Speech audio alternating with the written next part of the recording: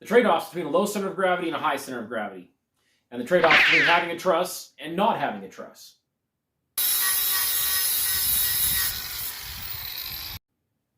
Hey guys, you know, as you guys have been watching, I've been going back and making more and more videos just addressing the same questions and comments I get a lot. And this time, this one has been really long coming, and that's the center of gravity. And also trusses on axles. Rather than say one thing is the best or this other thing is not, or this is the best, I'm going to actually, start discussing the trade-offs of various points when it comes to off-roading. Off-roading trade-offs. I'm going to start doing a whole video series on it, I think. So once in a while, you'll see me pop up videos that are doing a discussion about trade-offs of something. So we're going to discuss trade-offs on center of gravity. The tahoe overlanding axle swap that I pioneered, and we've been, selling parts and helping customers do to their vehicles for a couple years now. That is developed to be a low center of gravity build. And so any of you that are watching this and don't know, that's where a lot of this is coming from. But all of these points and principles are relevant in off-roading in general. So center of gravity. The center of gravity is hugely crucial when it comes to off-roading. I mean, I would take a lower center of gravity over higher clearance any day of the week. And that's because center of gravity keeps you from tipping over. That's what applies when you're on an off-camber situation. That's what puts weight on, your uphill tires. When your weight is distributed this way, the more, lower your center of gravity is, the more weight is going to be uphill and giving you the traction where you need it. Center of gravity is literally everything. So if you were to look at some of these other rigs, a lot of people, I think, are trapped into this thinking that taller is bigger and better. Oh, you got to have huge tires, 40-inch tires, 44-inch tires. You got to have lots of lift, lots of clearance. I mean, think to yourself, think about it. You thought at one point in your life or another that you wanted big tires and huge off-road rig. You have. Everyone has. Because that's the lie that everyone falls, a victim to. Off-roading, taller is not better. Lower is better. In fact, in reality, the goal is to be as low to the ground as possible while still having the travel and clearance that you need. That is the reality of it. And so that is why the tahoe overlanding axle swap is such a wonderful swap, is that with it as low to the ground as it is, we get as much upward travel. And I showed you that in this video here, where I compared the tahoe overlanding axle swap to a Jeep JK that is built at a similar height with similar size tires, well, the same size tires. And you'll see in that video, go back and watch it, where we measure the center of gravity, and we have the same center of gravity as that Jeep JK, but we have more upward travel left to go by inches, and we get more flex by lifting the same tire, the passenger front tires, when we chose to, measure from. We have a lot more flex. So anybody can make a vehicle that's low to the ground, but then you just have no upward travel. That's the point. So that's where people started getting taller and taller rigs, is that in order to get upward travel, if you're you've got to have travel going up from wherever ride height is. So if ride height is here and your axle can only move this much up, then you've got to move the whole vehicle up to get adequate upward travel. That's where tall vehicles came from. And so it's not something to be desired. A tall vehicle is something to be put up with, not something to be sought after. And I know that sounds really crazy. I mean, a lot of people are, of the incorrect understanding, thinking that, you've got to have a bigger vehicle. And that's just not true. Center of gravity is something that if you're off-road, you'll know tipping and losing traction and, possibly even having a spill onto your side or even rolling, that's a big deal. You don't want that. It hinders your performance if you're flipped on your side. And it hinders your performance. You have no traction if your uphill tires have not enough weight on them to actually grab. So there are times that tall center of gravity isn't necessarily desired, but it's not the end of the world. For example, I'm in Utah, northern Utah.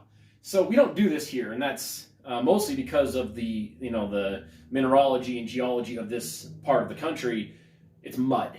Okay, we don't do mud bogs here in Utah because our mud is so heavy in clay content that it doesn't flow, and you don't dig through it. It literally just coats you like glue, sticks to your tires, sticks to your rig, and you can't really go through it as fun as you see in the South. The mud in the South is a lot more fun than the mud we have here. So we don't really enjoy ourselves by mud bogging.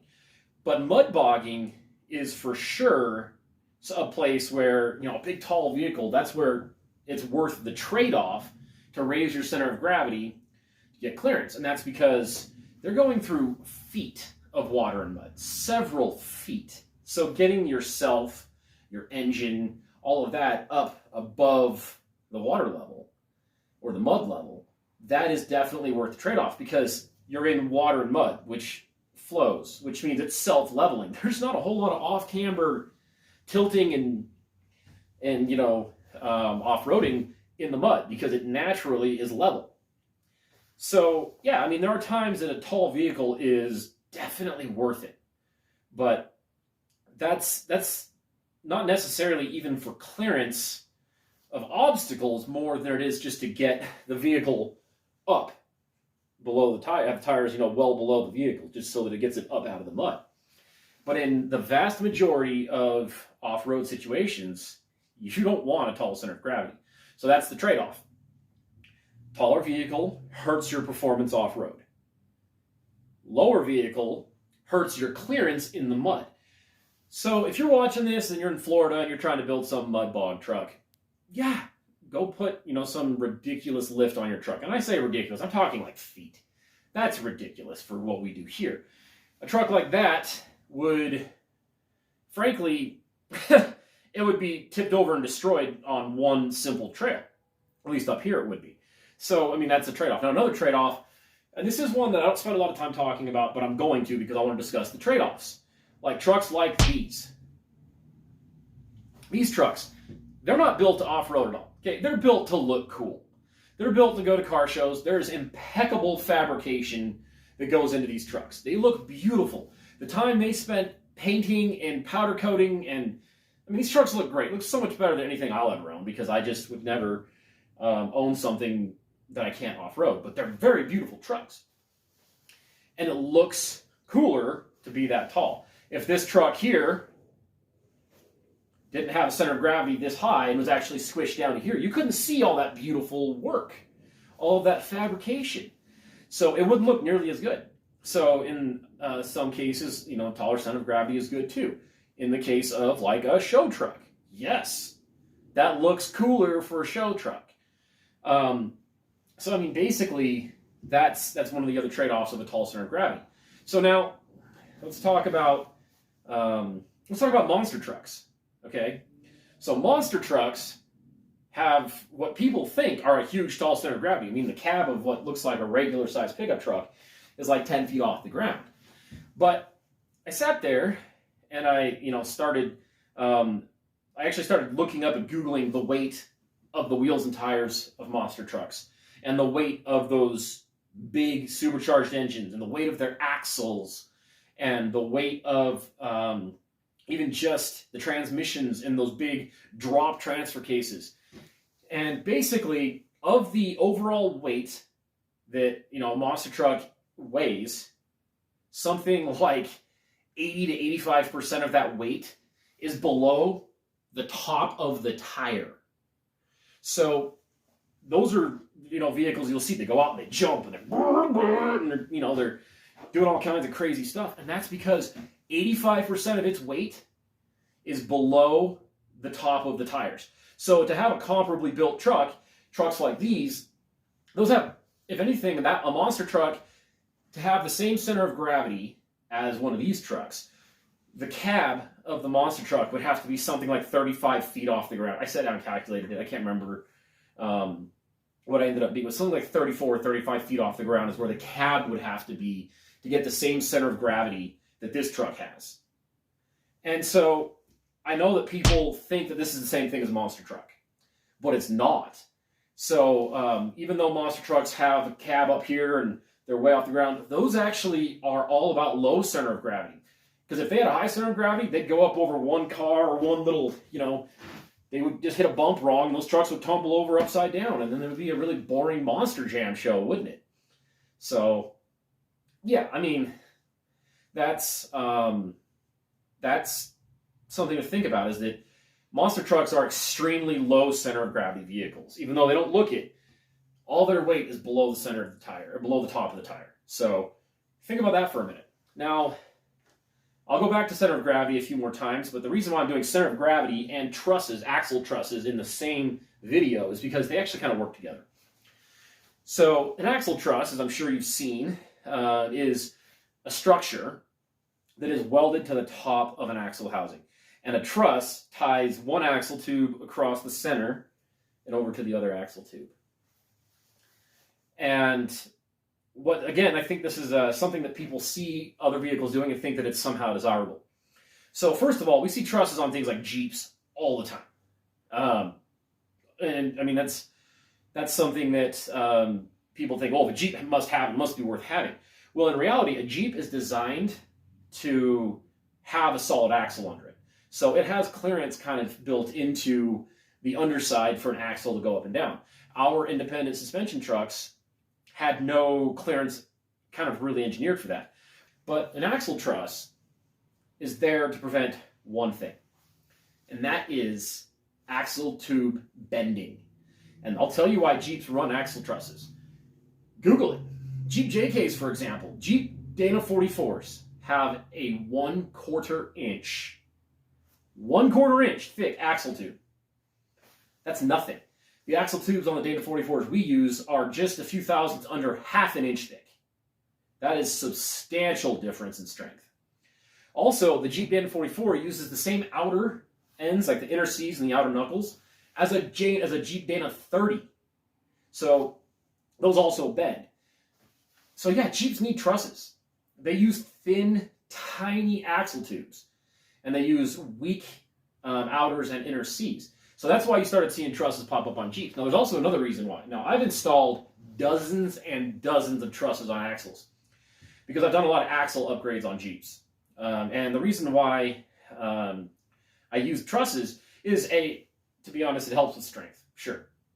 But also, companies like Artec Industries, they're good friends of mine. I've been a customer of theirs for years, especially back when I had my shop. They're here local. And so I bought so many of their trusses, it's not even funny. But they make conversion trusses for Jeeps, which means it's basically a jigsaw puzzle of all these nice laser cut pieces that you weld onto an axle. And it puts all of your shock mounting points, coil spring locations, lower control arm points, upper control arm points, sway bar mounts, all in the right spot on an axle. So I would do a truss. I've never really worried about doing a truss, not because the axle needed the strength, because it sure just made the axle conversion a heck of a lot easier on doing a Jeep. It's all those points you don't have to somehow set up and measure and tack weld on and get all, you put it together and it's all just there, ready to rock and roll. Killer product for doing axle swaps on Jeeps. But look at, like the trucks I showed here, and others, and look at Jeeps. I mean, a truss takes up space. Well, that's just going to be a sacrifice of clearance for upward travel. You've already heard me multiple times discuss how Dana 60 axles cost you upward travel because the housing is just dimensionally larger. That's not even counting adding structures of steel on top of that. I mean, think about that. Look at all the upward travel you're losing in pursuit of axle strength because you're trying to replicate what you see on Jeeps. Well, your axle isn't a little tiny 1/4 inch wall axle tube. You don't need a truss. So don't go and pursue something just because you've seen other people do it. Now, axle tubes do bend. Oh, I've seen it. You can bend axle tubes, and that is something to think about. But don't worry about it until after you've at least bent an axle tube. Axle tubes can be straightened with heat and a press and correct measuring. A person knows how to do it. Like a shop that's set up to do it can properly straighten an axle tube. And it usually does result in adding a truss at that point as well.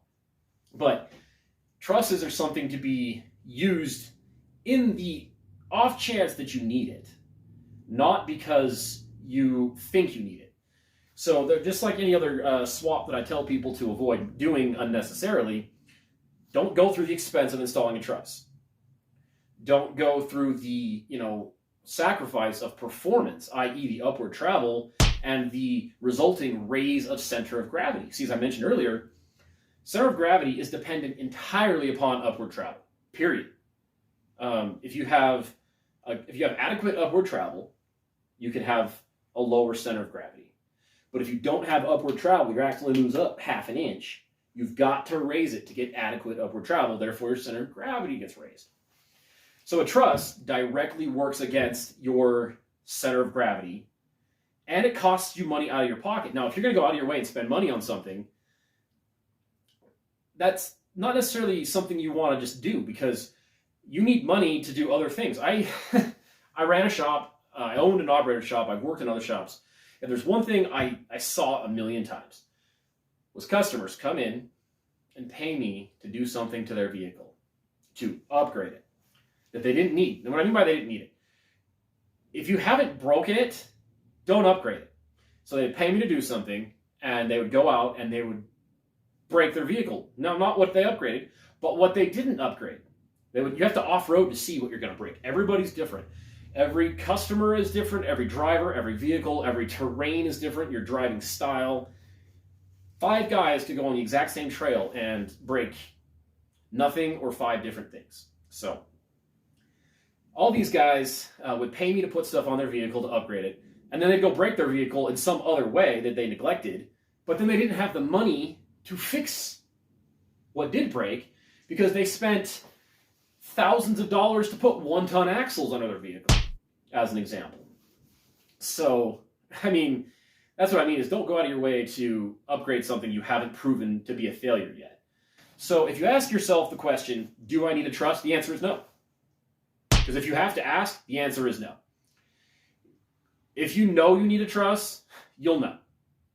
You'll have had failed components, bent axle tubes, and then you're like, oh, I guess I need a truss. So if you've come to me and asked me, do I need a truss or should I put a truss on? I'm going to tell you no.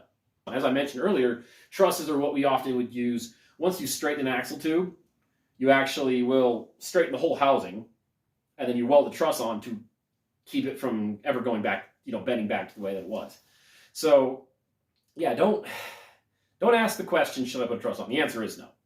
If you ask the question, should I put a 1-ton axle under it? The answer is also no, for the same reason. So that's the trade-off of trusses is they do give you strength, but they cost you upward travel. And so, I mean, what are you going to cost yourself? You want to cost yourself money and upward travel? Cost yourself time on the trail, because every hour you have to work to pay for that truss, and every hour you spend putting that truss on is time not spent on the trail. So, and the majority of people that are coming to me, in fact, not the majority, 100% of people coming to me for the Tahoe overlanding axle swap have independent front suspension. So whatever you've been doing with independent front suspension, the Tahoe overlanding axle swap without a truss is already a massive strength improvement for you. Not a little strength improvement, a massive strength improvement. So I wouldn't worry too much about it until you've proven otherwise. In fact, I've talked many times about my rig. I've not broken anything as far as a strength failure. And that's because I wheel it and I know what I do with it. But we're not having failures. Of all the guys that are out there with the swap that have done it so far in the last couple of years, no one's broken anything that is a result of axle weakness. It just hasn't happened yet, because that's what we're using these vehicles for. It's a really good fit for what we're using these vehicles for. That's why I wanted to do these videos about the trade-offs, is that best is a subjective word. It really is. Because what's best for you and what's best for this guy are two totally different things. And so we need to look at the trade-offs so that you can understand what, understand the types of things that you need to factor and what you want to factor in with the use of your vehicle. What you're doing with it really matters. What you do with your rig is more important than what you do to your rig. And So you need to really think about what you're doing with your rig. Look at your build and decide, am I going to go mud it in the Florida mud bogs? Am I going to go explore, you know, the hills and mountains of Moab? You know, ask yourself those questions and decide, you know, what types of things you want to do with it. And what's really great about the Tahoe overlanding axle swap is that it's also really friendly for daily driving. Man, it's comfortable to drive on the street. So factor that into your equation as well, is how much time is it going to spend on the street? How much time is it going to spend in the hills, up in, you know, off camber and, you know, exploring mountains and ridges? How much time is it going to spend in the mud bogs? You know, there's a whole, you know, variety of terrains, and so ask yourself what you'll be doing with it. And then build your rig accordingly. Set your sights on what is going to be best for you, not what's best for everyone, what is best for you. And center of gravity, for the majority of the world, best is lower center of gravity, not higher center of gravity. And also, what's best for you is going to be not having a truss for most people. Because if you haven't bent an axle, then it's best for you. If you want a lower center of gravity, it's best to not have a truss. If you are on any kind of a budget where you don't have unlimited money, it's best to not put a truss on. And that's the kind of things to also be thinking about, is just your resources, your use.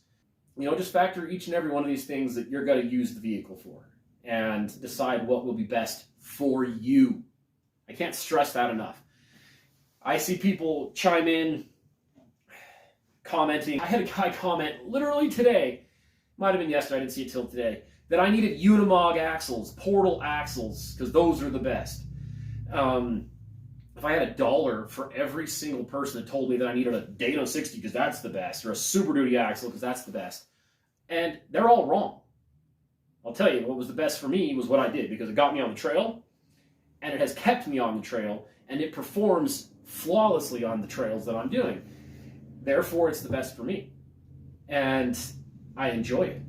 It has provided me a whole lot of enjoyment. Again, I'm going to do more trade-off videos talking about the trade-offs of, you know, basically everything. You're going to see a lot of these popping up. I probably won't do every single one this way, but you'll see more pop up. So please comment the types of videos that you want me to do, you know, discussion on the trade-offs of. And obviously my opinion is going to be colored by my own experiences. So when you're listening to me, obviously take it with a grain of salt and your own, you know, your own use and your own experiences. But I'd really like to know some of the things that we should discuss the trade-offs on. And we'll try to, you know, find the good merits of everything, rather than just saying this is the best and everything else sucks. Because that's just not true. Off-roading is a whole spectrum of things, of modifications and of upgrades and of uses, and there's no one right answer.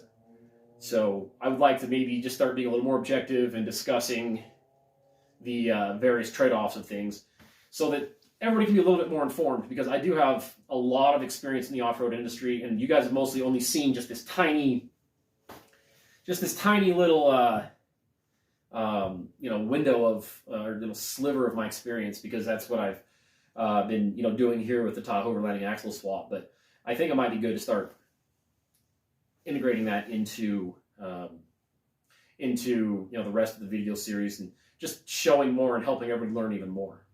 Thanks for watching.